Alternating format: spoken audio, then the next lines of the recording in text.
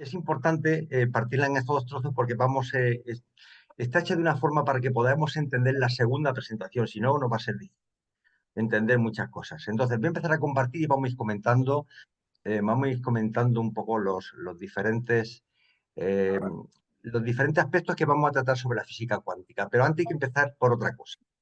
Vamos a empezar, dice que una imagen vale más que 1000 palabras. Voy a compartir y a partir de este momento... a ver. Bueno, no sé si se ve ya. Ya, ¿Se ve? ya está. Sí, sí. Fenomenal. Bueno, vamos a empezar con ello. Esta es la primera parte, ¿eh? La segunda parte yo adelanto que es mucho más interesante que la primera, pero es que realmente necesitamos entender ciertos conceptos antes de meternos en la segunda parte. La segunda parte es tan delicada que si te lo crees, y yo no me lo creo del todo, aunque la física dice que sí, acabas desnudo abrazando árboles o llegas a la locura. Entonces es importante darnos cuenta de lo que estamos hablando, pisar el suelo en cada momento, porque hay que tener muchísimo cuidado con la falsa metafísica. Es importante que ese tema lo tengamos en cuenta. Bien, ¿cuál es el objetivo de esta primera parte de las dos que consta la presentación? El objetivo de esta presentación estará dedicada a intentar explicar, digo a intentar, ni siquiera me atrevo a decir para explicar, intentar explicar de una forma clara y sencilla los siguientes apartados. ¿Qué es lo que vamos a ver? Lo primero va a ser informar sobre los principios básicos de la estructura atómica y sus componentes. Después vamos a explicar las 3 leyes de la física cuántica de forma razonada y con algunos ejemplos. Esto lo vamos a hacer en la segunda parte. ¿Mm? El tercer objetivo es analizar de forma especulativa el futuro de estos descubrimientos físico-matemáticos en base a los experimentos, teorías actuales y las posibles interrelaciones con el libro Durantia. Ya veréis que el libro Durantia nos da mucha más información de la que nos parece. Lo que pasa es que hay que mirar con otra actitud para entender ciertas cosas que en el libro Durantia nos lo dicen claramente, pero que cuando tú lo lees la primera vez no te enteras. Bien, ¿qué nos dicen los reveladores sobre la realidad? Porque esta presentación se llama Física cuántica y realidad y está íntimamente relacionada una cosa. Entonces, los reveladores nos hablan de la realidad del universo y nos dicen lo siguiente. Dice que no es suficiente con que los mortales ascendentes conozcan algo sobre las relaciones de la deidad con la génesis y las manifestaciones de la realidad cósmica. También deberían comprender algo acerca de las relaciones que existen entre ellos mismos y los numerosos niveles de realidad existentes y experienciales, de las realidades potenciales y actuales. Esto parece como difuso, pero ya veréis que al final están diciendo una gran verdad. Dice que la orientación del hombre en la Tierra, su perspicacia cósmica y la dirección de su conducta espiritual se vuelve más elevada gracias a una mejor comprensión de las realidades del universo y de sus técnicas de interasociación, integración y unificación. Es decir, cuando hablamos del universo no solamente vamos a hablar de los 7 superuniversos, de los sistemas y de todo lo que conocemos, ¿no? Sino que tenemos que hablar de otras realidades, que están íntimamente relacionadas con ese cosmos que es realmente una incógnita para nosotros, aunque nos pensemos que sabemos algo. Nos dicen igualmente los reveladores que estos niveles de realidad son unos símbolos prácticos aceptables sobre la presente era del universo y para la perspectiva de los mortales. Existen, importante, existen otras maneras de contemplar la realidad desde una perspectiva distinta a la de los mortales. Es decir, lo que nosotros pensamos del cosmos ahora mismo, de la realidad, es diferente, existe otra forma. Y también desde el punto de vista de otras eras universales. Entre mayor conocimiento tengamos del cosmos y de la materia y de la energía y de la fuerza, vamos a ver esta creación divina como algo mucho más inconmensurable. Dice, se debería reconocer así que los conceptos presentados aquí son totalmente relativos, en el sentido de que están condicionados y limitados por diferentes causas. Están limitados, y todo lo que conocemos nosotros están limitados, ¿por qué? Por 7 cosas. Una es las limitaciones del lenguaje humano, lógicamente. No tenemos palabras, no tenemos significados, no conocemos muchas cosas. Las limitaciones de la mente humana, estamos muy limitados mentalmente. El desarrollo limitado de los 7 superuniversos, no, aún no está completo todo el proyecto ese. Vuestra ignorancia sobre los 6 objetivos primordiales del desarrollo superuniversal, que no están relacionados con la ascensión de los mortales del paraíso. Es decir, hay muchas más cosas en el cosmos que no están relacionadas íntimamente y directamente con nosotros, que debiéramos de conocer. Vuestra incapacidad para captar un punto de vista, aunque sea parcial, de la eternidad. Ante la eternidad, todo el mundo callamos. La imposibilidad de describir la evolución y el destino cósmico en relación con todas las eras universales. Hay más eras universales. Y no simplemente con respecto a la presente era del desarrollo evolutivo de los 7 superuniversos. Y finalmente, la incapacidad de todas las criaturas para captar el significado real de lo preexistencial y de lo posexperiencial, de aquellos que está situado antes de los comienzos y después de los destinos. Palabras enigmáticas, palabras enigmáticas. Pero ya veréis que ahora van adquiriendo un cierto grado de luz. Bien, tenemos que diferenciar entre física cuántica y mecánica cuántica. Son dos temas completamente diferentes, pero interrelacionados. La física cuántica es la ciencia que estudia los fenómenos desde el punto de vista de la totalidad de las posibilidades. Y esto lo vamos a ver en la segunda parte. ¿De acuerdo? ¿Qué vamos a ver en la primera parte? Vamos a hablar de la mecánica cuántica, que es la rama de la física que estudia la materia a escalas muy pequeñas, a nivel molecular, atómico y aún menor. Entonces, toda la presentación va a estar fraguada en la mecánica cuántica. Es que, por poner un símil, es como si te da un coche y hay dos formas de entender el coche. Uno es a nivel operativo, cómo me levanto, viajo de un sitio a otro, las comodidades, el airbag, la música, el tal. Y otro es intentar entender la mecánica de ese coche, la parte eléctrica, los motores, el combustible, los consumos, el litio. Bueno, pues vamos a ver el automóvil desde dentro, desde la mecánica por dentro. Y cuando tengamos un conocimiento mecánico del coche, entonces ya nos vamos a montar encima de él y entonces empezaremos a conducirlo. Y nos daremos cuenta que todas esas características de la mecánica del coche se convierten en funcionalidades que tiene el coche, funcionalidades que realmente te rompe un poco la mente. De hecho, la segunda parte yo me la creo en parte. Y mira que está demostrada científicamente. Pero es que no me la quiero creer. Porque si no es por el libro de Durantia, me llevaría a la locura. Os lo digo. Y si no lo vais a entender cuando entremos en ello. Bien, vamos a empezar a hablar un poco de lo que ya nos decían los filósofos sobre la realidad de sus obras.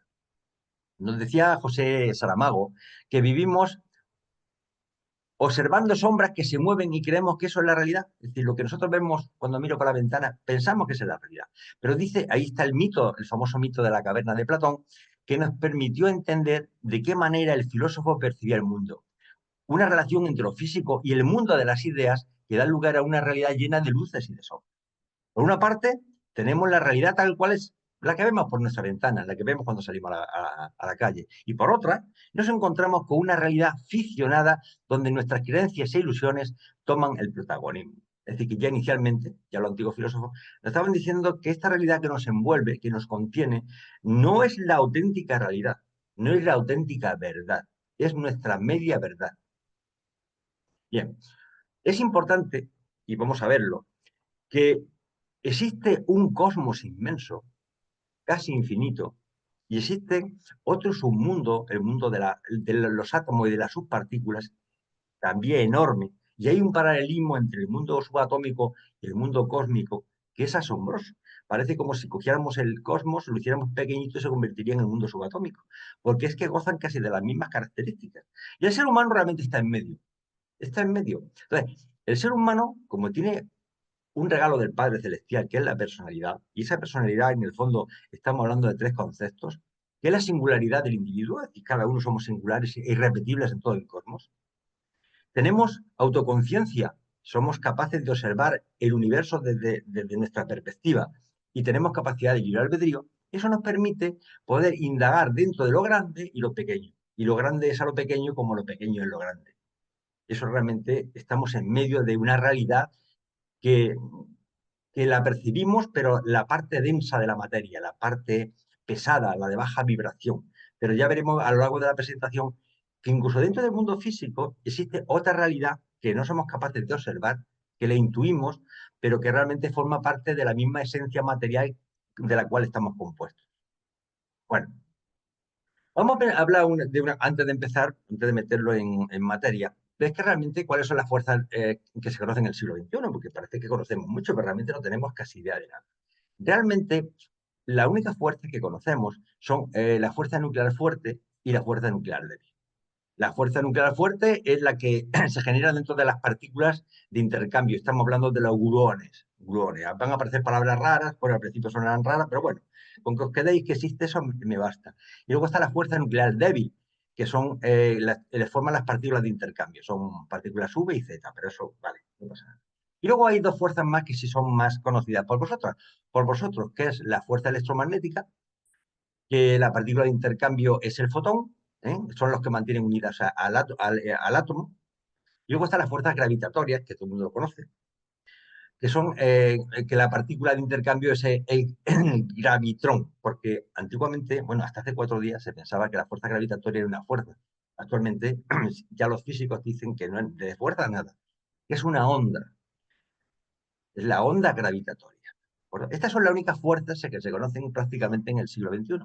Pero nos dicen los reveladores, y lo recuerdo, que existen 30 fuerzas fundamentales, de las cuales estas 4 que yo he nombrado es una sombra de ellas. Ni siquiera forman parte de esas 30 fuerzas, tiene un nombre, le dan un nombre, son las fuerzas básicas de la composición del mundo, de la fuerza del mundo material. Entonces, vamos empezando a meternos en materia. La mecánica clásica, que es la que conocemos, habitualmente estudiamos en el colegio, constituye una excelente aproximación a la realidad, pero dentro de ciertos límites.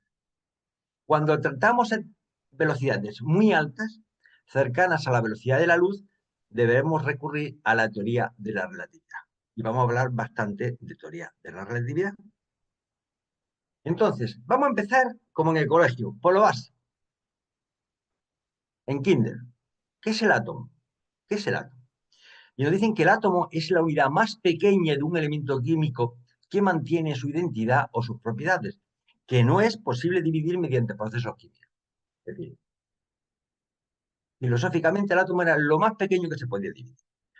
Y nos recuerdan los físicos actuales que el núcleo es del 99,99% de la masa del átomo y está compuesta por protones y neutrones, rodeado por una nube de electrones que en un átomo neutro igualan el número de protones. Bueno, pues esto es lo que todo el mundo hemos aprendido en el colegio, ¿no? Que el átomo está formado por un núcleo y una serie de electrones que dan vueltas alrededor y que dentro del núcleo hay protones y neutrones. Ya veis que la cosa es muy sencilla, pero de sencilla no tiene nada, porque conforme vayamos ahondando, el tema se complica, pero de forma radical. Y además nos dice, ya empezamos con el tema del relativismo, que es que resulta que esos electrones que están al lado, dando vueltas alrededor de un núcleo, ¿de acuerdo? Forman una unidad, el átomo forma una unidad, hay un núcleo y hay unos electrones que están dando vueltas. Esos electrones, que inicialmente con la teoría de Bohr se pensaban que era como si fuera una bicicleta, es decir, es un radio que era fijo, que se podía ver exactamente dónde estaba el electrón, cuando profundizan el tema, se dan cuenta que no tienen ni idea. Que resulta que los electrones están en orbitales. En orbitales son como lugares donde probabilísticamente se dice que dentro de este orbital está, pero no se sabe exactamente en qué punto está en cada momento. Entonces, claro, cuando hablamos de un electrón solo, pues claro, es facilísimo, es una esfera. Pero cuando ya hay 2 electrones alrededor, pues ya veis que los orbitales es un lóbulo arriba y otro lóbulo abajo. Cuando hay más, pues se va complicando. Y no te digo ya cuando pasa el uranio 235 con la estructura de electrones, es decir, los orbitales no hay forma de saber en qué punto se encuentra el electrón. Realmente es un tema puramente probabilístico y entonces apareció la teoría de incertidumbre de Heisenberg para definir que no es tan fácil saber dónde está un electrón en algún momento en concreto. Porque además los electrones tienen una peculiaridad, y que cuando dentro de la misma estructura material, los electrones de un átomo con respecto a otros se van cambiando, siempre sin cambiar el número total de electrones de cada átomo, pero están de paseo por todos los grupos, por toda la materia. Eso se explica pues, cuando la corriente eléctrica, por ejemplo, un cable de cobre, pues la corriente eléctrica pasa, entonces los electrones van saltando de un átomo a otro átomo, siempre sin perder la misma carga cada uno de los elementos. Para que veáis que el tema se va complicando. He puesto un poco, es que no quiero entrar en estos aspectos porque esto sería desvirtuar la presentación, porque lo que nos interesa es no profundizar, no convertirnos en unos físicos matemáticos, sino en conocer un conocimiento previo para luego atacar la física cuántica con otra forma de ver la materia. Pero fijaros que voy a compartir información de la física actual y de la matemática actual, que es lo que nos dice el libro de Durantia, porque si no, esto sería un curso de física y de matemáticas sin mayor importancia. Lo importante es relacionarlo con lo que dice el libro de Durantia. Y nos dicen lo siguiente en el libro de Durantia. Dice que dentro del átomo, los electrones giran alrededor del protón central, son casi el mismo espacio comparativo que tienen los planetas que giran alrededor del Sol en el espacio del sistema solar. Fijaros que está viendo una comparación entre los sistemas astronómicos con las estructuras atómicas. Cosa más curiosa. Lo grande a lo pequeño como lo pequeño a lo grande. En comparación con su tamaño real, lógicamente, la distancia relativa existente entre el núcleo atómico y el circuito electrónico interior de la misma que existe entre el planeta interior, Mercurio y vuestro Sol. Porque os di cuenta de que la mayoría del espacio está vacío. Pero es que dentro de la estructura atómica el espacio está vacío. Pero eso de vacío es una palabra hueca, que es como si no hubiera nada, pero es mentira, está lleno. ¿Y de qué está lleno? A lo largo de la presentación os lo iré mostrando. Pero para que veáis el paralelismo y alguien se puede preguntar, ¿y por qué los reveladores no dan esta información? Si esto ya se sabía entonces. Por algo nos lo dicen. Nos dicen que las rotaciones axiales, en el mismo eje, de los electrones y sus velocidades orbitales alrededor del núcleo atómico se encuentran más allá de la imaginación humana. No tenemos ni idea de las velocidades a las cuales los electrones giran alrededor del núcleo. Fijaros lo que dice, más allá de la imaginación humana. Dice, sin mencionar las velocidades de los ultimatones componentes. Eso ya, los ultimatones que dentro de la física actual, los ultimatones no se tienen ni idea de lo que significa. Pero ya veréis lo que nos dicen de los ultimatones y de qué relación existen con los electrones. Dice que las partículas positivas del radio salen hacia el espacio a razón de 16.000 kilómetros por segundo, mientras que las partículas negativas alcanzan una velocidad cercana a la velocidad de la luz. Siempre están con velocidades inferiores a las velocidades de la luz. ¿Y toda esta información por qué no lo dicen los reveladores? Tranquilo, ya veréis por qué. Bien, vamos a andar un poco más en la física. Nos dicen que, según el modelo estándar de la física de partículas, existen 12 partículas elementales de materia, divididas en dos clases, que son los leptones y los quarks, cada uno con sus miembros. Es decir, además de los protones, neutrones, electrones y otro más que no voy a comentar, que os vamos a comentar después, existen otras subpartículas mucho más pequeñas que ellas, que son los leptones y los quarks. Los leptones es el electrón, el muón, son las partículas tau y tres neutrinos asociados. Y los quarks existen varios. Ya veréis, vamos a andar un poquito solamente a nivel informativo para que lo conozcáis. Aquí hay una exposición un poco de esas subpartículas, pero creo que esto os va a clarificar más el concepto. La pregunta que nos tendríamos que hacer nosotros, ¿existe algo más pequeño que un átomo? Las partículas más pequeñas que el átomo se denominan partículas subatómicas, como son los electrones, protones y neutrones. Pero es que estos se dividen en otras más pequeñas que son los quarks y los leptones. Fijaros, los quarks son las únicas partículas fundamentales que interactúan con las cuatro fuerzas fundamentales del átomo.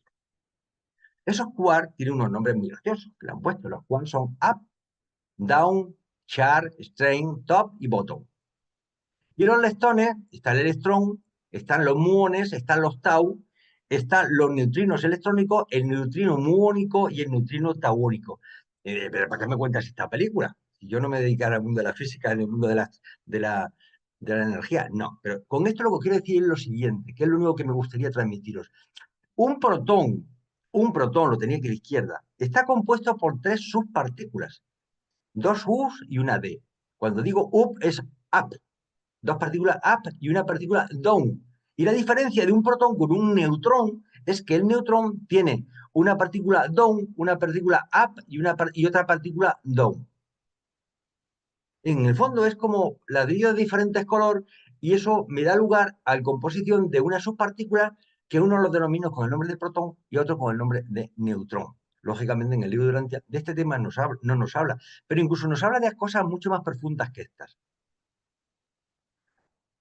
Luego, resulta que, claro, dice, nos teníamos que plantear lo siguiente. Si las cargas opuestas se atraen, pero las iguales se repelen, ya sabéis, dos imanes con la misma polaridad se repelen, y cuando son de diferente carga se atraen, y eso lo saben los niños, ¿no? ¿Cómo pueden los protones que forman el núcleo atómico estar juntos y no salir disparados a causa de la repulsión? Bueno, pues ahí entramos en otra subpartícula que es los piones. Conocemos como pione un tipo especial de partícula subatómica conocido como el mesón. Para entender mejor qué son y cómo funcionan, debemos pensar en los piones como pequeños bloques de construcción formados por componentes aún más pequeños llamados quarks. Esta fuerza es la responsable de mantener unidos los protones y los neutrones en el núcleo atómico. Sin la presencia de los piones, el núcleo explotaría debido a la fuerza de repulsión que existía entre los protones. Es decir, meter protones de la misma carga positiva y mantenerlos juntos en un núcleo es imposible. ¿Pero qué nos dicen los reveladores? Y lo pongo aquí en rojo. Los protones cargados y los neutrones no cargados del núcleo del átomo se mantienen unidos gracias al funcionamiento alternativo del mesotrón. ¡Qué gracioso! Le han puesto mesotrón y los físicos le han puesto el nombre de mesón. Hay un cierto paralelismo, ¿no os parece? El mesotrón, una partícula de materia 180 veces más pesada que el electrón. Sin esta, fíjate, nos dan información, es decir, nos dicen los reveladores que esta partícula es 180 veces más pesada que el electrón. En algún momento los científicos actuales deberían leer el libro Durantia. Sin esta disposición, la carga eléctrica transportada por los protones desorganizaría el núcleo atómico. Luego los reveladores lo dejan caer como dan cierta información que a nosotros como grupo de lectores Durantia seguramente no nos sirve para nada. Pero yo creo que esta información, si cayera en buenas manos, tendría una aplicación seguramente mucho más racional. ¿Y qué nos dicen también los reveladores? Porque además esto solamente lo dicen los reveladores. Actualmente la física actual desconoce este término. Dice que el espacio más vacío que se conoce en Nevadón contiene unos 100 ultimatones, que el equivalente a un electrón. Es decir, nos están diciendo que un electrón está compuesto por 100 ultimatones. Hermanos, actualmente la física actual, la más avanzada, considera que el electrón es indivisible. Ellos no, ni siquiera conceptúan que el electrón se pueda subdividir en partículas más pequeñas. Han descubierto que los neutrones y los protones efectivamente se pueden, cuando se bombardean con cargas de alta energía, lo revientan y salen esas partículas up, down, tal, porque hemos estado hablando anteriormente. Pero sobre esto, la ciencia actual no tiene nada. Y fijaros que la masa del electrón son 1876 veces menor que la de un protón. Fijaros que es pequeñísimo. Es pequeñísimo. Bueno, esta información, a mí me hace gracia cuando los reveladores nos dicen que no nos quieren dar información no merecida, ¿m? Y que tenemos todo que descubrirlo y tal. Pero de cuando en cuando, como que te meten una carta marcada dentro del grupo de cartas, de una carta marcada, para que te marquen un poco, decir, ir buscando por ahí, que algo encontraréis. Bien, esto es importante porque estamos pisando el suelo y vamos a hablar un poco de algo, ¿por qué nuestro mundo material es estable? ¿En qué se fundamenta? Y nos dice que la estabilidad del átomo depende del número de neutrones eléctricamente inactivos que se encuentran en el cuerpo central. El comportamiento químico depende enteramente de la actividad de los electrones que giran libremente. En Orbontón, esto lo están diciendo el revelador, lo que estoy leyendo, ¿no? En Orbontón nunca ha sido posible reunir de forma natural más de 100 electrones orbitales en un solo sistema atómico. Cuando cientos de electrones se han introducido artificialmente en un campo orbital, el resultado siempre ha sido la desorganización casi instantánea del protón central y la disposición desordenada de los electrones y de otras energías liberadas. ¿Qué nos están diciendo los reveladores? Algo que la física actual y la química actual conoce perfectamente. Dentro de la tabla periódica de elementos solamente existen 100 elementos estables, nada más que 100. Alguien puede decir, no, es que hay 138. No. Los 38 esos que hay y demás son isótopos radiactivos e inestables, que realmente la vida de esas subpartículas o de esos materiales a lo mejor miden microsegundos y algunos hasta nanosegundos. Nada, son inestables y desaparecen. Es decir, solamente existe en nuestro mundo real, el mundo que conocemos, nuestro vaso, nuestros paseos, el mar, el cielo, solamente hay 100 elementos y están relacionados por el número de electrones que tiene cada átomo. ¿De acuerdo? Es decir, si el hidrógeno es el más sencillo, tiene solamente un electrón alrededor, ¿de acuerdo? Y luego, conforme tienen más electrones, pues los elementos químicos aparecen nombres de elementos, de materiales que son completamente diferentes. ¿De acuerdo? Y hay solamente 100. Y alguien me puede decir, oiga, pero dentro de esa relación de elementos no está el agua. Claro, es que el agua es un subproducto de la mezcla de dos partículas de hidrógeno y una de oxígeno. Mezclando estos 100 componentes básicos, puedo tener una combinatoria inimaginable de elementos. El acero es cuando el hierro le meto carbono y se convierte en acero. Y luego combinaciones de el bronce, muchos otros materiales que aparecen un poco como combinatoria de esos 100 elementos básicos. Pero no se pueden, no podemos contener dentro de nuestro mundo material, de nuestro mundo físico, más de 100 elementos que dependen del número de electrones que tienen en sus orbitales más externos. Entonces, actualmente la tabla periódica cuenta dicen, con 118 elementos químicos, de los cuales 26 han sido obtenidos en laboratorio y son completamente inestables. ¿De acuerdo? Y nos dicen los reveladores, importante. Todos estos mundos son esferas arquitectónicas, mundos morontiales. Voy a hablar de los mundos morontiales. Es que voy a pegar un pequeño salto. Quiero intentar relacionar la tabla periódica de los elementos con nuestra realidad y con los mundos morontiales. Y nos dicen que los mundos morontiales tienen exactamente el doble del número de elementos de los planetas evolutivos. Es decir, dentro de los mundos morontiales son a los que vamos a ir una vez que abandonemos nuestra vida física en este mundo, a las salas de resurrección o a los mundos morontiales. Pues resulta que hay el doble, hay 100 elementos más. Imaginaos la combinatoria de elementos que pueda haber. Es inimaginable. Y nos dicen que estos mundos hechos a medida no solo abundan en metales pesados y cristales, poseyendo 100 elementos físicos, sino que también tienen exactamente 100 formas de una organización única de la energía denominada material de Morontia.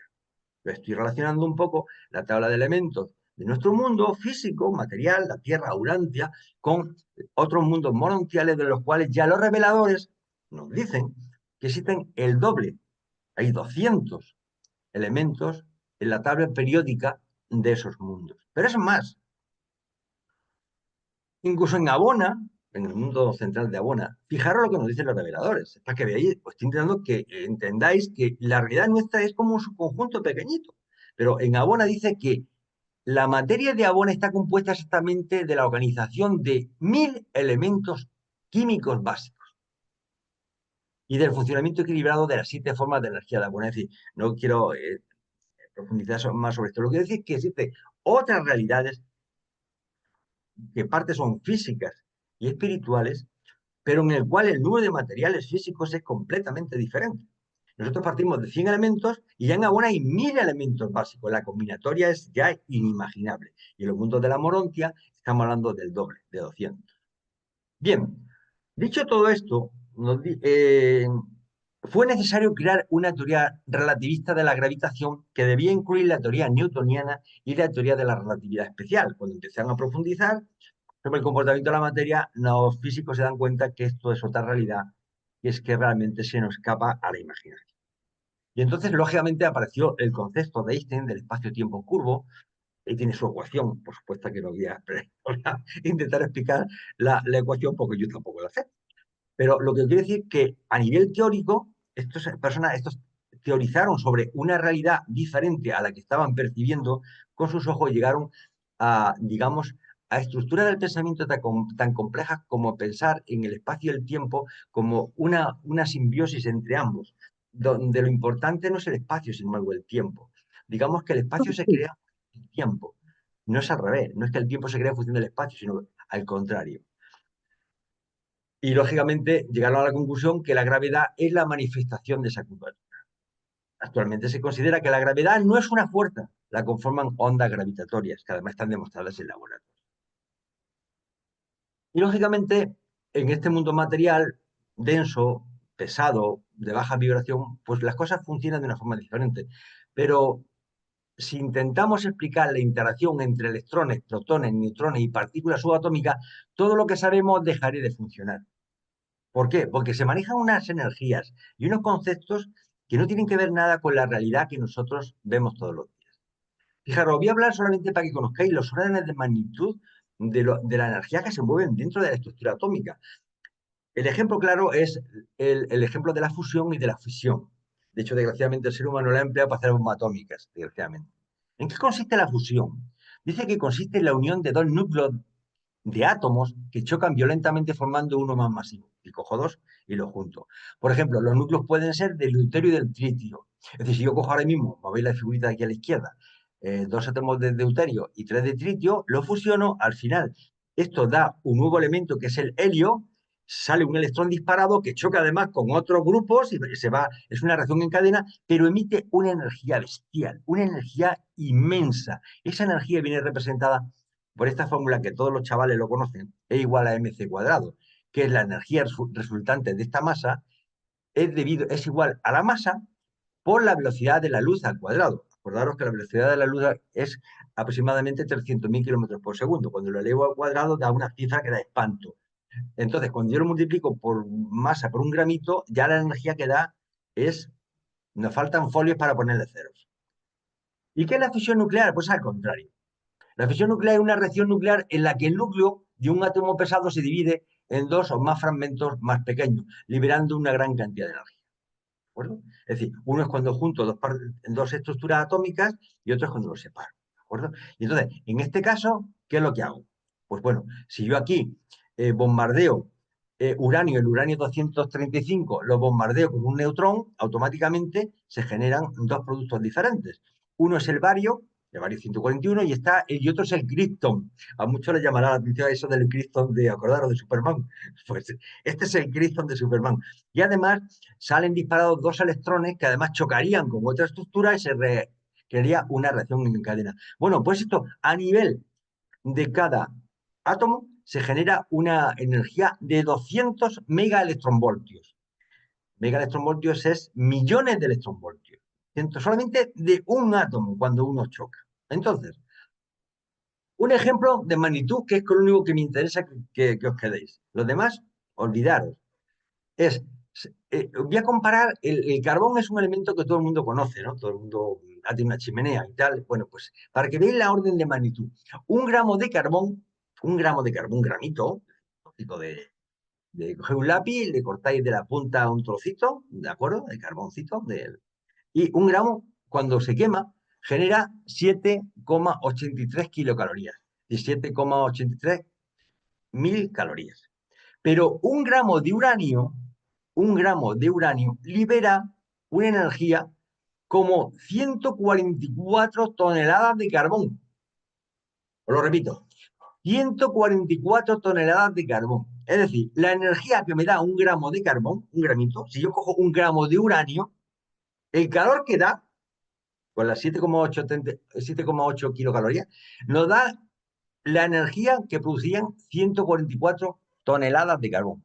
Lo dejo ahí, para que veáis el orden de magnitud que se maneja dentro del nivel subatómico.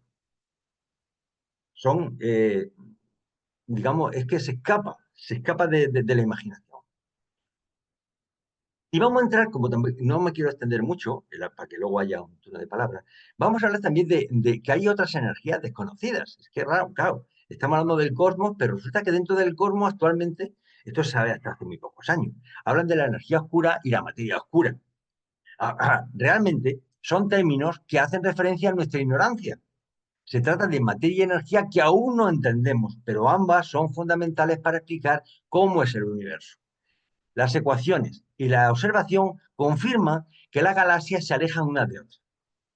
Esto es la expansión del universo, pero a finales del siglo XX se descubrió que no solo se están alejando, sino que lo hacen aceleradamente, cada vez más rápido. Esta aceleración que observamos no tiene cabida salvo que exista un componente de energía que añada velocidad a la expansión, y es aquí cuando hablamos de energía oscura. La materia oscura, en cambio, Se cree que es la materia formada por partículas más allá del modelo estándar. La energía oscura no se sabe realmente lo que es. Es que no se tiene ni idea de lo que es. Entonces, información de la física actual. Dice que la materia oscura corresponde aproximadamente al 21% de toda la masa del universo. La llamamos oscura porque no la podemos ver, ni es absorbida por los materiales, ni tampoco se refleja. Por eso, más que oscura, deberíamos llamarla transparente. Sabemos que existe por la atracción gravitatoria que ejerce sobre las estrellas y el gas, y esta atracción sí es observable. No sabemos si interacciona con el campo electromagnético, pero si lo hace, tiene que ser de forma muy débil. Realmente no se ha descubierto todavía que se pueda que interaccione. La materia oscura no es responsable de la expansión del universo y nada tiene que ver tampoco con su aceleración. Es materia que afecta a la distribución de las estrellas en las galaxias y explica por qué los objetos celestes rotan mucho más rápido de lo que lo harían en su ausencia.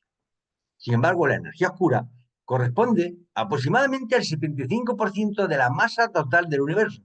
No sabemos qué fenómeno físico está detrás de la energía oscura que causa la aceleración de la expansión del universo. Es decir, hay algo desconocido que hace que las galaxias cada vez se alejen a mayor velocidad unas respecto a las otras. Y hermanos, esto es una apreciación personal. Yo tengo el convencimiento de que la realidad física está basada un poco en la materia normal que conocemos, pero que la materia oscura y la energía oscura, ¿podríamos estar hablando de la realidad morontial? A lo mejor. No, nuestros instrumentos no la detectan, no somos capaces de validarla, porque en la realidad morontial, acordaros que había 100 elementos más, que nosotros desconocemos completamente. Entonces, mi pregunta que yo me hago y os hago, ¿esa energía oscura y materia oscura no está relacionada con la energía morontial?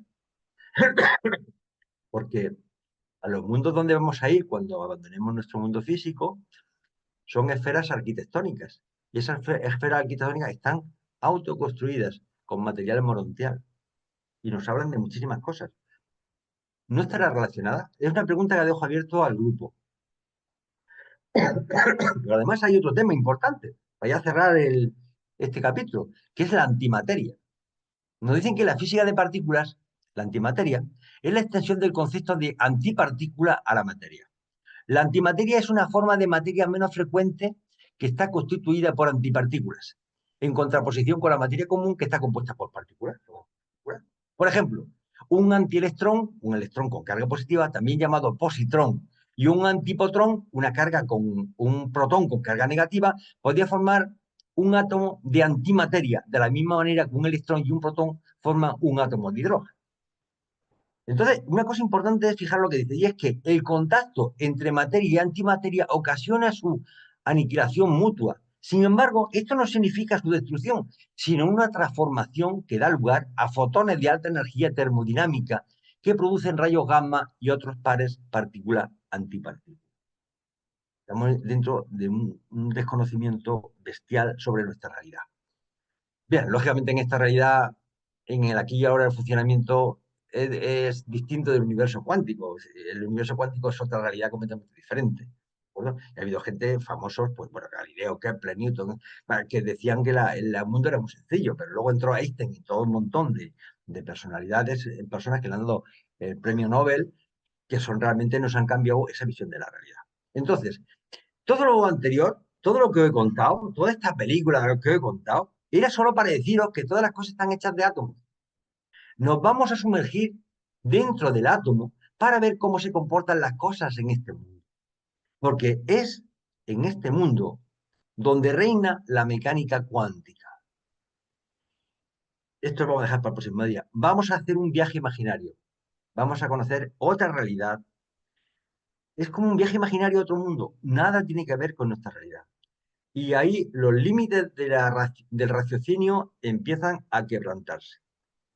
El mundo que tiene preparado nuestro Padre para cada uno de nosotros es tan inmenso, tan glorioso, tan grande, que ni la imaginación de todo el género humano unida se acerca a la grandiosidad de lo que nuestro Padre Celestial tiene preparado para cada uno de sus hijos. Y lo vamos a ver un poco en la próxima presentación. En este reino, los átomos y las partículas se comportan de manera extraña, muy extraña. A este mundo lo vamos a llamar universo cuántico. ¿Y qué es la realidad al final? Nos dice el libro de Durantia, también debería comprender algo de las relaciones existentes entre él mismo y los numerosos niveles de realidad existencial y experienciales, algo de las realidades potenciales y actuales. El gran universo presente y el universo maestro emergente están hechos de muchas formas y fases de la realidad, fases diferentes de la realidad, que a su vez existen en diversos niveles de actividad funcional. ¿Qué nos están diciendo con ello? Al final, debido a nuestra singularidad, a nuestra capacidad de libre albedrío y a nuestra autoconciencia, observamos el mundo de forma diferente.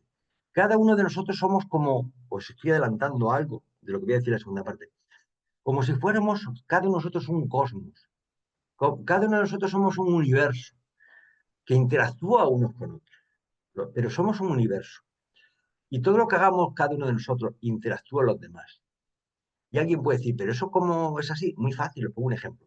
Voy a atravesar una calle, me paso por el paso de peatones, pero paso mal y un coche me va a atropellar, frena y el hombre pues tiene un accidente porque yo he sido un inconsciente. Una señora que iba a atravesar, se le escapa el perrito y sufre un infarto. Es decir, mi realidad, mis actos condicionan esta realidad de alguna forma e interactúo con las realidades de otros hermanos. Es decir, es como una infinidad de universos paralelos, todos asociados, que interactuamos unos con otros. A esta conclusión, mucho de una forma más sofisticada, llegaremos cuando entremos en la segunda parte. Os dejo un poco la miel en los labios para que cuando entremos podamos profundizar sobre el tema. En la próxima presentación nos dicen que la física cuántica afirma que las partículas elementales existen a partir de ser observadas. Las partículas existen a partir de ser observadas. Lo vamos a ver. Los seres vivos y todo lo que tenemos a nuestro alrededor está formado por átomos, así como lo que creemos que es la realidad tangible. Ya decía Einstein, ¿existe la luna cuando dejo de observarla? Fijaros qué preguntita. Afirma José Ignacio Latorre, que es un reconocido físico cuántico, que la realidad es un concepto sutil. Existe en la medida en que la miras. Acércate a conocerla, la condiciona, la crea. Es decir, que la existencia la da el observador, quien por el solo acto de observarla transforma. Nuestra mente es cuántica y produce cambios en el mundo físico. Hermanos, acabo con esto. Con la misma cara de sorpresa que tenéis este niño, os doy las gracias por vuestro interés y por vuestra presencia, lógicamente. Y solamente recordaros que estamos al inicio de una aventura o fase de conocimiento con consecuencias inimaginables. El libro de Durantia nos va a ayudar mucho a no perder la cordura, fundamentalmente. Y nada más, dejo de compartir y me pongo en manos de María José.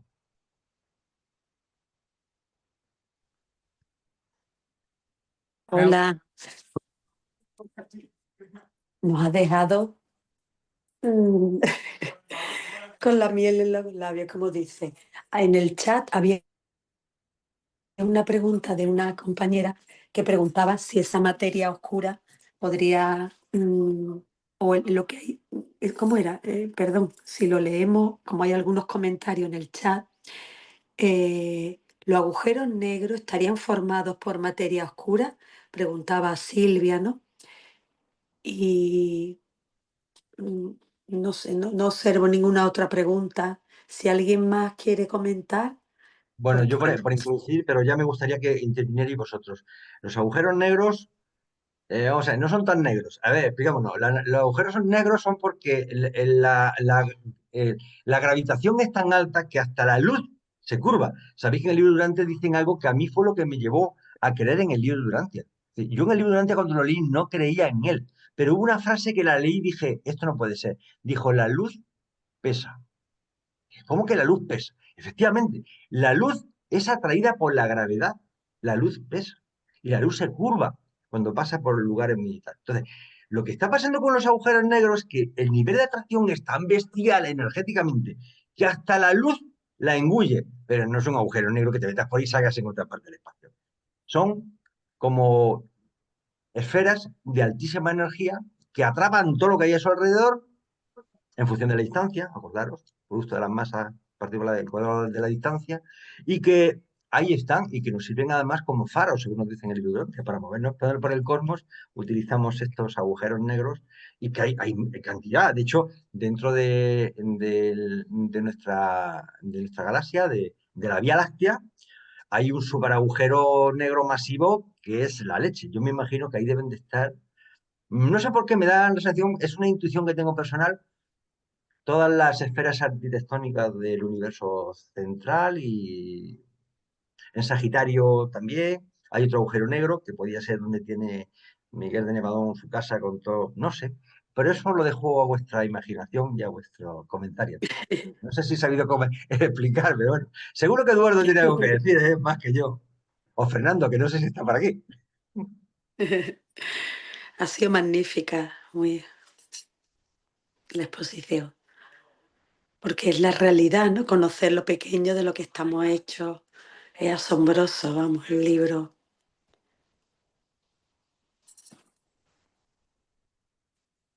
Fijaros que es que además cuando es asombroso que nadie pregunte, debe ser que ha quedado la cosa tan sumamente clara que no hace falta explicación. Pero yo mismo estoy lleno de preguntas, de preguntas que me condicionan esta realidad, porque es que, claro, cuando veamos la segunda parte, a través de experimentos físicos actualmente que son repetibles, que tienen una metodología, descubrimos que la materia se comporta de una forma diferente a como estamos pensando. Es decir, la materia se cambia a sí misma cuando la observo.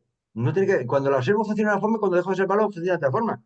Y además, a través de experimentos como el gato de Rödinger y muchas otras cosas que vamos viendo allí, y el entrelazamiento cuántico, todas esas cosas nos van a ver que en este mundo parece que lo tenemos todo controlado y es mentira. No tenemos ni idea. Es como si no hubiéramos salido de casa. Es decir, la realidad que hay fuera es tan inconmensurable, es tan grande, es tan maravillosa. Y el padre tiene una imaginación tal que es que te sorprende permanentemente. Es algo que te rompe. Claro, si no estamos preparados suficientemente, no estamos suficientemente espiritualizados, no somos seres que buscamos la trascendencia y que estamos en ese camino, es que te lleva a la locura.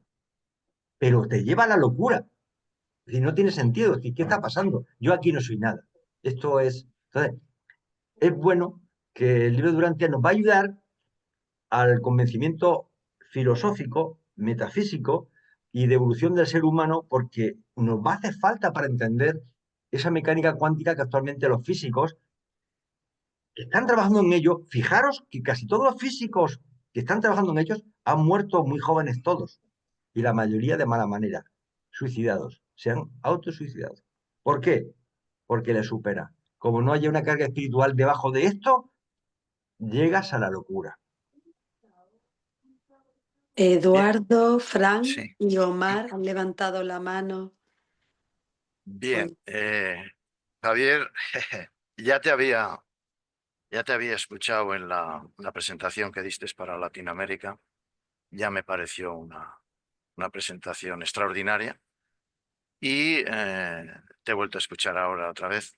Y efectivamente, y a pesar de que la volví a ver después, ya una vez grabada y demás, me sigue inquietando muchas cosas, muchas. Pero desde luego no dejo de reconocer que escuchándote se descubren nuevos conceptos y encajan perfectamente dentro de lo que vamos adquiriendo y de lo que vamos interpretando. Me ha hecho gracia al principio porque has nombrado que poseemos como 7 cualidades por las cuales no entendemos nada de lo que nos cuenta. Carecemos de una inteligencia lo suficientemente desarrollada como para poderle dar a todo lo que nos estás explicando, pues darle una interpretación coherente, eficaz y saber discernir los conceptos, ¿no? Pero lo que sí que cuando has llegado a las tablas periódicas, el otro día leí a los portadores de vida y dice que ellos no trajeron nada, absolutamente, para crear la vida aquí, sino que utilizaron los elementos propios que en aquellos momentos se estaban desarrollando en la Tierra. Quiero imaginar, corrígeme, que al final nuestro cuerpo, los científicos han demostrado de que está meridianamente más o menos compuesto, pero me atrevo a pensar que estos elementos portadores cogieron átomos de esa tabla periódica de los diferentes elementos que poseemos en la Tierra, no sé cómo los aglutinarían, no sé cómo los pegarían o qué harían con ellos, pero que al final eso lo disolvieron en un agua, en un medio salino, y hemos terminado saliendo nosotros. ¿Tiene eso una concordancia? ¿Tiene eso un cierto parangón? Es una pregunta, Javier. Pues voy a intentar explicártelo. Vamos, lo que está clarísimo, y estamos en lo cierto, porque además estamos completamente de acuerdo, es decir, nuestra materia está hecha de nuestro planeta. Aquí no han traído nada de fuera, han traído las fórmulas matemáticas, bioquímicas, para confeccionar estructuras bioquímicas que nos permitieran dar lugar a la vida. Y que al final, con esa estructura, ten en cuenta que la información del ADN y del ARN está toda la información del ser. Es decir, hay detonantes que una vez que se crean las células, hay activadores que activan o desactivan ciertas partes de la información del ADN. Pero toda la información de lo que fuimos, somos y vamos a ser está en la misma información del ADN que tenemos ahora mismo. Es decir, que lo han hecho con barro de nuestro planeta. Eso es una realidad. Y con los 100 elementos no hay nada extraño. Somos seres de Urantia. Lo que sí es cierto, y por eso nos dicen que cuando pasemos al otro lado y despertemos en la sala de resurrección, nos van a dar un cuerpo y una mente morontial. Y esa mente tiene unas características, se sentirán todos sentidos y tal. Es porque está hecho con una materia que tiene el doble de componentes químicos que el nuestro, con lo cual me puedo imaginar la cantidad de combinatoria que se puede hacer. Pero estoy completamente de acuerdo contigo que en nuestro mundo, todos los mundos materiales, están, yo, por lo menos en el nuestro, y mira que el nuestro es un mundo experimental, ¿no? Exacto. Están hechos con la materia nuestra. No han aportado nada más que el conocimiento con su fórmula y seguramente, me imagino, que como era experimental, pues seguramente le habrán dado algo de libertad para que alguna formulita más lo hicieran, vamos a investigar y tal, porque realmente yo investigaba, pero incluso cuando implantaban la vida, fueron entre lugares diferentes de Urantia, pues dos fracasaron. Y uno estuvo a punto de fracasar, acordaros de la ranita, que por poca salta y se acaba el tema. Es decir, que es un tema muy complejo. Lo bueno que tienen estos hermanos nuestros, los implantadores de vida, es que no tienen problema de tiempo, es decir, no tienen reloj. Con lo cual les da igual tardar, aunque siempre hay un margen de tiempo, no sé cuánto tiempo se le da a estos implantadores de vida para implantar la vida, pero está limitado, es decir, no tienen todos los miles de Sí, millones no, del no año del puede. universo. Tienen un tiempo y si no implantan, pues es que no es posible implantar vida en ese mundo. Aquí sí fue posible y de hecho aquí estamos nosotros. Lo que sí es cierto es que por eso cuando nos marchemos nosotros de aquí, no es que nos llevemos los billetes, ni el Bugatti, ni el tal, es que no nos llevamos nada, ni un triste cabello, porque es que todo pertenece a este mundo. Entonces nosotros nos llevaremos nuestro espíritu, nuestra alma espiritualizada y nuestros valores y nuestra experiencia, pero de lo demás, ni una microcélula, hermanos, aquí se queda todo. Entonces, eso es mi reflexión. Pues muchas gracias, Javier. Fran está con la mano levantada. Hola, ¿me oís bien? Sí. Perfecto, gracias. Sí. No, muy interesante, Javier. Te felicito por tu exposición. Yo creo que dentro del corazoncito de cada orontiano hay una especie de físico, ¿no? En potencia que gracias a este libro pues nos ha abierto también este campo de investigación. Creo que todo el mundo de alguna manera leemos de alguna manera, porque el que conoce, el que tiene deseos de conocer a Dios, tiene deseos de conocer y entender el universo, y eso es una cosa que de alguna manera nos fascina y por eso aquí estamos tanta gente atentas.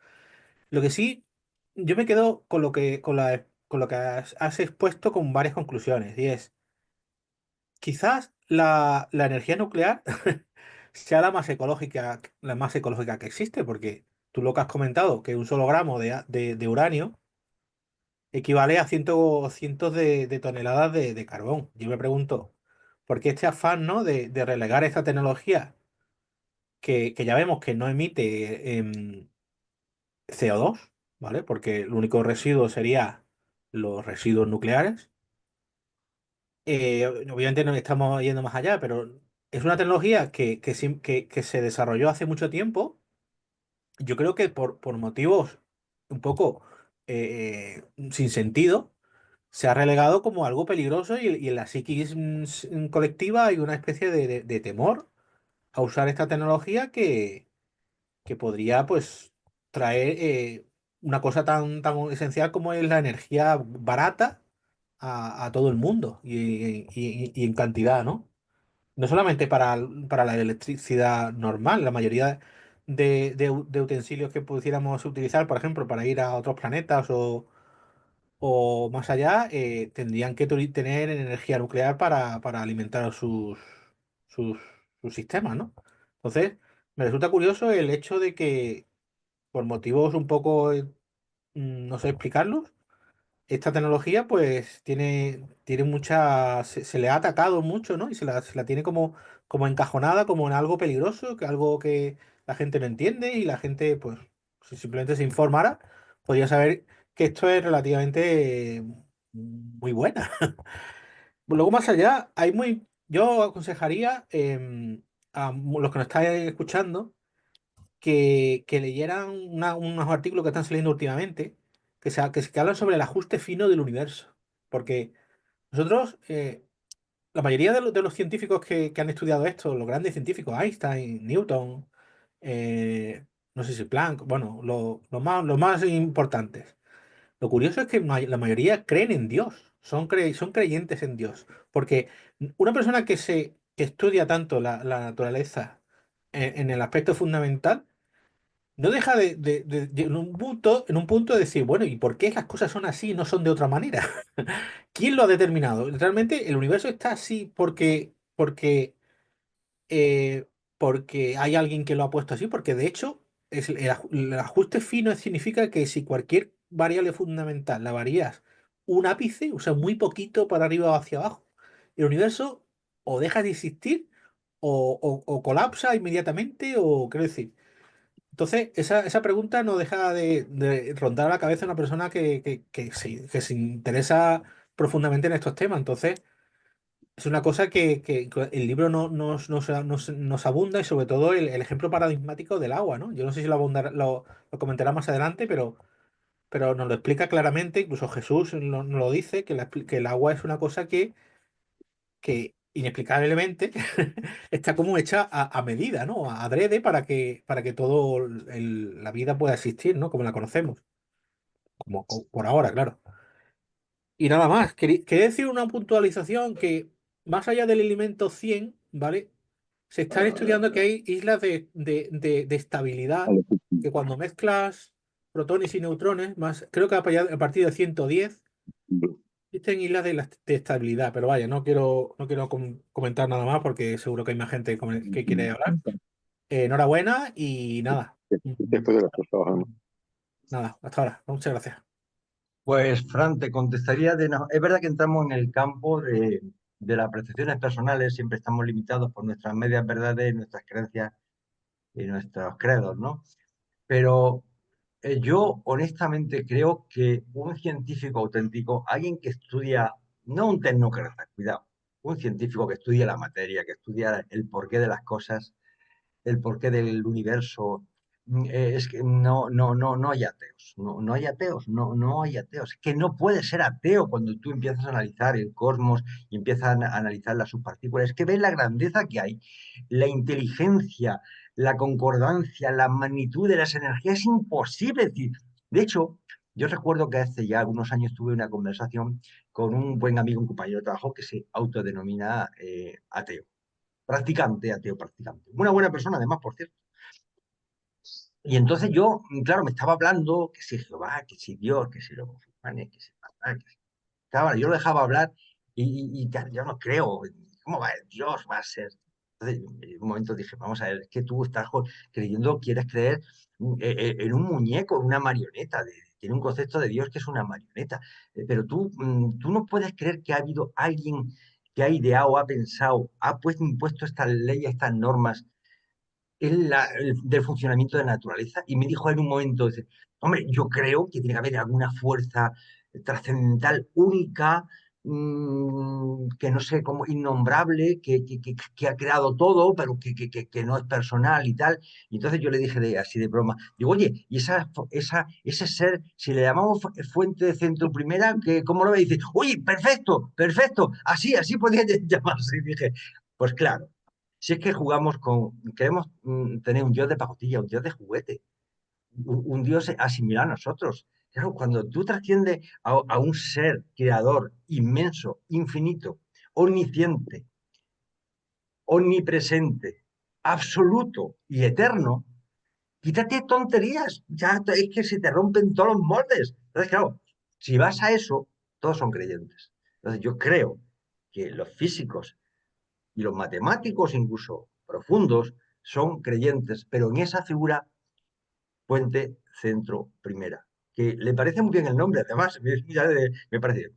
Con respecto al tema de la energía atómica, entramos en apreciaciones personales. La energía atómica es una herramienta, es un conocimiento. ¿Un cuchillo bueno o es malo? Pues depende del uso que le des. Si tú le dejas un cuchillo jamonero a un niño de 1 año, seguramente va a tener una desgracia.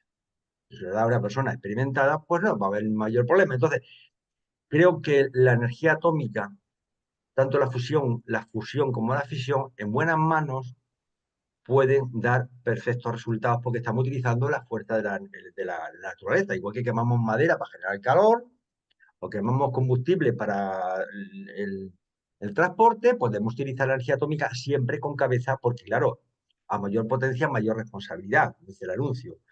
Y el único problema que tenemos es que los residuos de esas reacciones atómicas pues son muy contaminantes y muy difíciles de resolver, pero posiblemente en el futuro esos subproductos se puedan utilizar para resolver ciertas cosas. Fijaros que antiguamente, cuando empezaron con el petróleo, tiraban muchos aceites, muchas cosas, y ahora se han dado cuenta que de todo eso que desechaban salen propilenos, aceites especiales, plásticos, gases especiales. Entonces, bueno, será cuestión de que el conocimiento de la ciencia avance y podamos dar una utilidad a esas ciencias, pero claro, con un conocimiento muy profundo de la materia que estamos trabajando. Si tú a un niño pequeño le das unas cuantas cerillas, posiblemente le metas fuego a la casa. Entonces tenemos que ser sumamente responsables y consecuentes con la materia que utilizamos. No sé, pero claro, entramos dentro del mundo